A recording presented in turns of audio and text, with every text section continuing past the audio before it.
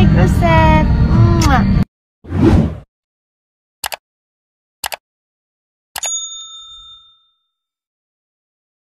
JM De Guzman at Donalyn Bartolome naglaan ng oras para mag-date. Sa isang maikling video na ibinahagi ni Donalyn Bartolome na video greeting para sa isang fan, makikitang magkasama sina Donna at GM sa loob ng sasakyan ni GM, at kahit simpleng video greeting lang ang ginawa nila, ibang klaseng lambing at koneksyon ang umaapaw sa naturang video. Talagang kahit busy sila sa kani-kanilang karera, hindi kakalimutan ni GM na i-date si Donna at magkaroon sila ng quality time sa isa't isa. Kilig na kilig ang kanilang mga tagahanga tuwing sila'y nakikitang magkasama na umaapaw ang pagmamahalan nila sa isa't isa, na matatag sila na sigurado na sila sa isa't isa na sila ang magkakatuluyan.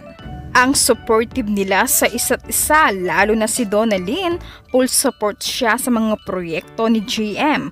Kahit busy ang kanyang boyfriend ay naiintindihan niya ito, at alam naman ni Donna na para sa kanilang future ang todo trabaho ni GM.